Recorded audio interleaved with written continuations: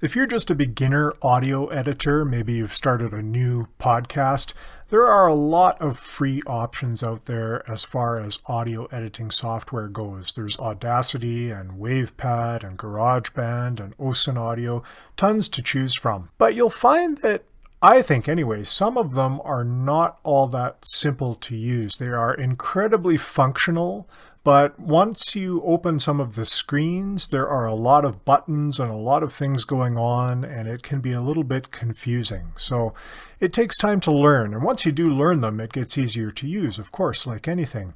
But sometimes you want to start out with something a little bit simpler, and if you have a little bit of a budget to spare for some editing software, I'm going to make an argument that Camtasia might be a good option to consider. So when you first open Camtasia, this is the screen you're going to see, and it is super simple. There really isn't a whole lot going on here compared to some other editors. There is on the left-hand side a menu with all of the different options for different things you can do once you upload some media. There is a media bin, so once you upload media, such as an audio recording or a video recording into this space, it will appear here, and you can simply drag and drop it into the preview window, which is this big black space in the center. And that's where you can watch videos as you're editing that if you're doing video. For audio, though, you're going to want to pay the most attention to, and I'm going to just shrink up this preview window, you're going to want to pay the most attention to the tracks down at the bottom here. Now, Camtasia is what we sometimes call a linear editor. That means essentially we are editing whatever it is we've recorded from left to right. So on the left-hand side will be the beginning of our recording, and on the right-hand side will be the end, wherever it happens to fall on what is the timeline. And up at the top here, we can see that there's a count, 15 seconds, 20 seconds, 25, 30, 35. It goes on, and it carries on as long as the length of the recording you upload. So just to demonstrate, I'm going to drop in a podcast recording of mine. Now I've got a video and an audio version of this recording, but this is an old one I just want to use to show how this works. So there's an M4A file. I've done my recording in Zoom, and if you've tried to use some of the free audio editing softwares, not all of them are compatible with Zoom recordings, but Camtasia is not one you're going to have any trouble with whatsoever. So I'm just going to drag and drop this audio into the media bin. And now it's here. I can drag it over into the preview window if I want to, but it's just audio, so there's nothing to see. But you'll see it automatically drops the audio now onto the first track of the editor. So track 1, we can't quite see the entire recording, so we can zoom out here.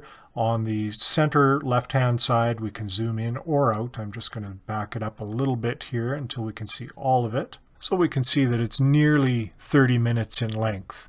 And that's a pretty typical podcast recording for me. Some are longer, some are shorter, but this is pretty normal. So all of these lines that you see here are the audio wavelengths of the recording. Now, typically what happens with me is when I get somebody on to Zoom for an interview for a podcast, I'll have some chit-chat at the front end and maybe again at the back end. So what I want to do is trim that off so that I've got the show itself that I'm actually going to export from Camtasia. So in order to find that, I'm going to zoom in, and now I can see some gaps in the conversation quite clearly here. So I can just explore until I find the place where there's a gap and then the start of my actual program. Okay, so I've done some exploration and I've determined that this is the spot right here where my actual podcast begins after some chit-chat up at the front. So up here is what's called the playhead, and you can just drag this back and forth along the timeline, and I'm going to drag it right up to the top, or right up to the front rather, of the podcast recording. And now what I want to do is zoom back out so I can see more of the recording itself. And I'm going to go up here to the front end of the recording, and these arrows pop up when I get up on the line on the front end of the recording itself. And I can click it and I can drag it. And this is going to trim that piece of the recording right off. So now the beginning of the recording is the beginning of my podcast. And I can then click on the recording somewhere in the middle and move the whole thing. I can move that back up to the beginning of the timeline. So now the show itself starts at 0. And now I want to go do the same thing on the back end and find out where the show ends. Okay, so as it turns out, there isn't much at the end of this one after I signed off at the end of the show. So this right here is the end, and I'm just going to trim up the remaining portion here. So now I have nothing but my complete podcast. Now let's say I want to add some intro music to my podcast. Let's go have a look at how we can do that. So keep in mind, you can't just use any old piece of music. You have to find something that is allowable to use, that you're not going to break any copyright laws with. I like to go to YouTube for free stuff and go into my YouTube studio. And then down on the bottom left-hand side here, there's an audio library. I'm going to click on that. And you can see here there's a bunch of different music options. I'm just going to set up a couple of filters. That's these 3 lines here where it says search or filter library. I'll click on that. And I'm going to search by mood. I'm going to look for something that is maybe bright and calm. I'll apply that. I'm also going to set up a filter for duration, and I'm going to make it shorter than 2 minutes. Apply that. And I want to set up one more filter, and this is the key one. I want to know whether or not attribution is required. And it's just easier to not have to require attribution. So I'm going to add that filter that lets us know which songs are available without attribution. And now we can see that there are a number of different options here. And on the left-hand side, you can play each of them and see which one you like. I like this peachy one. It's kind of cool. I'm going to go and download that here on the right-hand side. And we're going to go back to Camtasia. All right, now we want to upload that music that we just downloaded from YouTube. So we're going to go over here to the media bin. And I'm going to click on this plus sign. And I'm going to say import media. Now I could drag and drop the media into the bin just like I did with the podcast. But I know that in this case, it's gone to my downloads. So here it is here. I'm going to click on that and I'm going to click open, and you can see that it's now uploaded that peachy song into the media bin. And now, just as I did with the podcast, I can drag and drop it into the preview window, or I can actually drag it right down to the timeline as well. And I'm going to put it on another track, track 2. And we're going to see, I'm going to zoom in a little bit here. And what I'm going to do is just click on the podcast itself and move it ahead about 10 seconds so that the intro music starts and then the conversation starts just after the intro music, just like you'd hear on a typical podcast or radio program for that matter. Okay, we're going to see how that sounds by clicking the play button here, and you're going to see when I do that, the play head is going to start moving across the timeline. So let's see.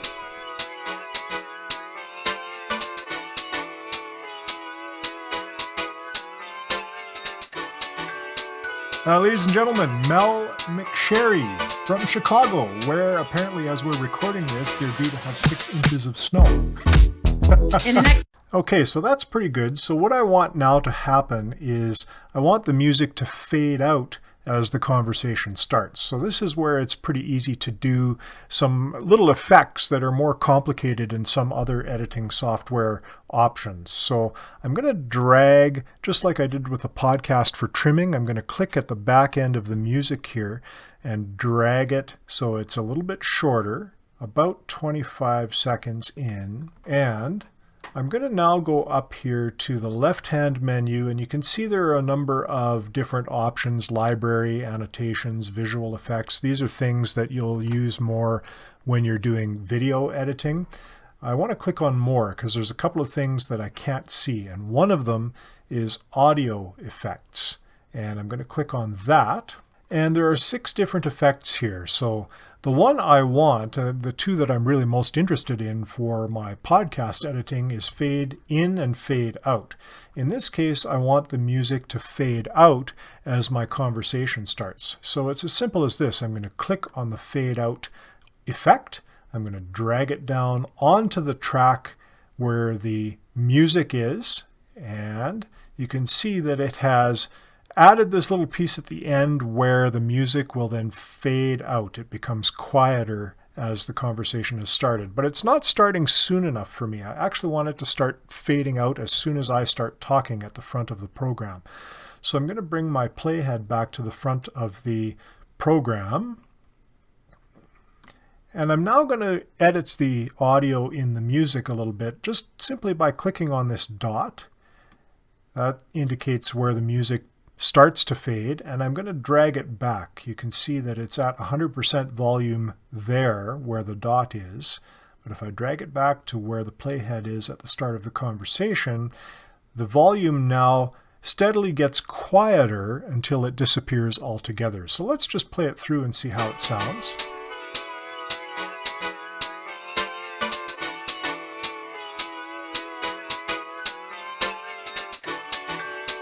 Ladies and gentlemen, Mel McSherry from Chicago, where apparently as we're recording this, they're due to have 6 inches of snow. In the next 24 hours, plus 40-mile-per-hour winds, so... Lovely. Yeah, typical winter weather, and so that's pretty good. The music faded out nicely, and we're into the conversation. Now, if you had a piece of music that was really quite loud in its original state, what you could do is where we know the volume is 100% where these dots are, you could just click between those dots. There is a dot at the front of this. It's just a little bit difficult to see, perhaps, because it's only half a dot, half of it is off screen.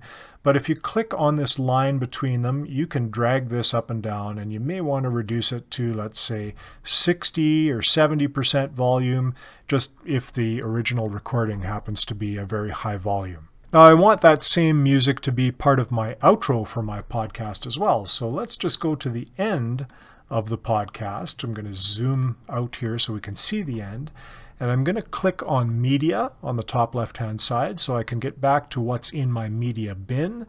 And I can see that the song here is available for me to use again. Once you upload it once, you don't have to ever upload it again. So I'm just going to click and drag on that and place it now on the timeline on the same track as I did before. The music is on track 2.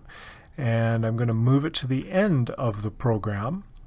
And just like I did with the front end where the music is beginning a little bit before the conversation, I want the music now to end a little bit after the conversation ends at the end of the program. So I'm just going to drag it over a little bit.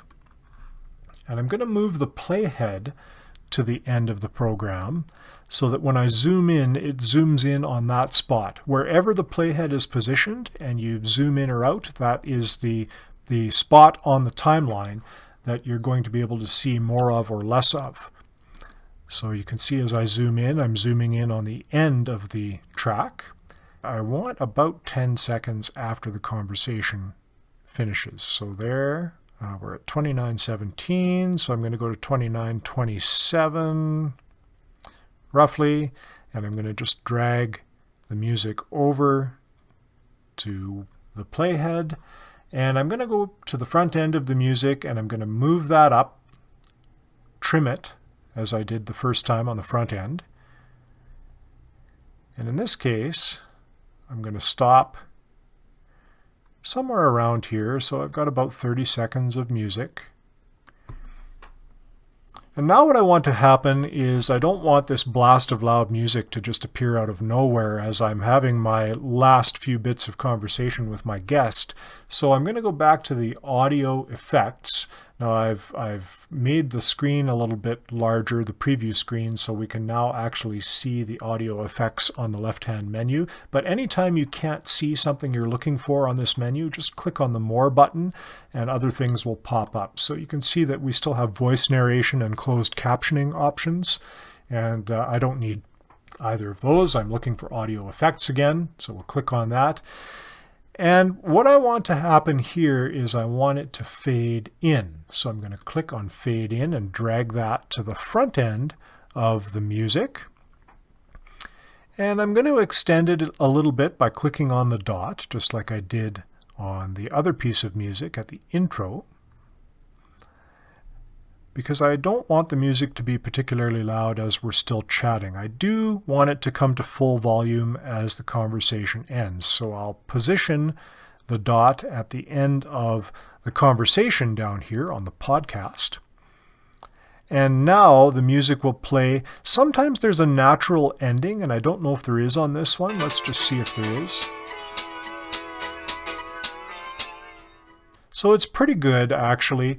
If it wasn't a natural finish for the music where it ends naturally or it fades out on its own, I would add a fade out also at the end. So I'd click on that, I'd drag it over, and that way you'll have a more natural finish to the music as well. So let's just play that ending through and see how that sounds. You can also check out my website, melmcsherry.com. Or you can listen to the podcast, which is on Apple and Spotify, and it's called More Than Just. Mel McSherry from Chicago, where they're about to have 6 inches of snow in 24 hours. Mel, thanks so much. Send us light love. Thank you so much, Rob. This was awesome. Okay, stay warm.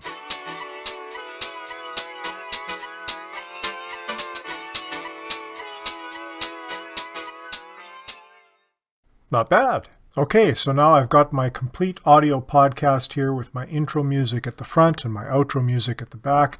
I'm ready to export it. I'm going to go up here and click on Export on the top left-hand menu. And I'm going to export audio only. And I can choose where I want to save it and give it a name. I'll call it Podcast Example. And you can see it gives me options. I can save it as a WAV file or an MP3, or I can save it as the M4A format that it came in originally from Zoom as. But MP3 is the most common. That's what we want to be able to upload to a podcast host platform. So in this case, I'll choose MP3 and click Save. Done. So you can see there are some clear advantages here. Now, I get that if you're just starting out, you may not have the budget to buy editing software, but you have to look at what is the opportunity cost? What kind of time is it going to save you as well? So if you really are considering buying some kind of editing software to make your life a little bit easier, I think this is a pretty clear win because of its simple interface. It has some advanced features, but it's still really easy to use. Now, it costs about $300 to get into it, but what I will say about Camtasia is once you buy it, you never have to pay again. If you buy the most current version of Camtasia, you can use that forever or until your operating system no longer cooperates with it. So compared to some other paid software where you have to purchase a new license or a new update on an annual basis, that really is a tremendous advantage. So it can be a one-time cost. And if you do want to keep your software up to date, there's actually a maintenance option where you pay a much smaller amount that allows you to keep updating the software on a regular basis as new things come out, even throughout the year. It's not just a once-a-year update. It's multiple times a year as new updates come out for the software. And when an entirely new version does become available, which is once a year, you get that as well just by having the maintenance program. Personally, I've been using Camtasia for a lot of my audio and video editing needs for about 6 years now, and I just won't go back. I really like it. So for me, I'm sticking with it until something bigger and better comes along, but I just haven't seen anything that has been appealing enough for me to make a change yet. If you do want to try it, I'll include a link in the description below. They do have a 30-day free trial, so you can give it a shot yourself, and if you don't like it, well, move on and find something you do like. But there's nothing like a free trial to have a test run, and especially if you want to compare it to some of the free editing software that you might already be using. If this was helpful and you've liked the video and subscribed to the channel, thank you so much. It's much appreciated. I'll see you in the next one.